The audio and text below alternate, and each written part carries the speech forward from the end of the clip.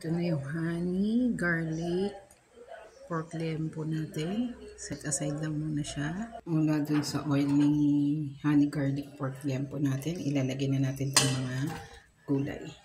Totos lang natin. Kasi ayaw ni mother na hilaw na gulay. Bali mahinang apoy lang to.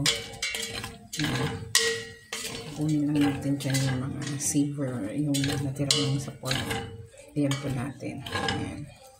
Tos lang natin. New dish to eh. Tapos lagyan na rin natin itong repolyo.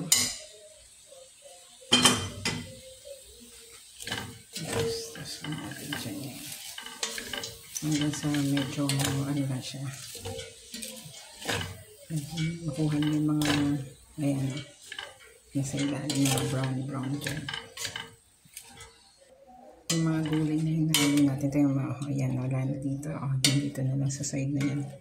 Ayan. Yung mga nandito, carrots, cucumber, celery, tapos panghuli natin yung tauge. Yung tauge yan. Ayan lang muna natin ito medyo malito ng konti. Bahagyang luto na. Ayan. Ayan yun. Halos wala na, diba? Okay. Pwede na natin ilagay itong toge. Saglit lang din yan. Toast natin.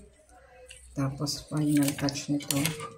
Lagyan natin ng chicken powder ng konti. At saka sesame oil.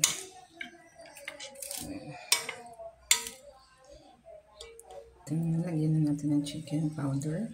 1 teaspoon lang yan. Tapos continue, mix natin para hindi sabihin ni mother na hilaw ang gulay ko. Ayan. Tapos ibabalat ko ito sa rice paper. Ayan, pwede na siya. Ganyan ang gulay niya. Tapos natanggalin natin yung water, sasalain natin. So, patayin ko ito.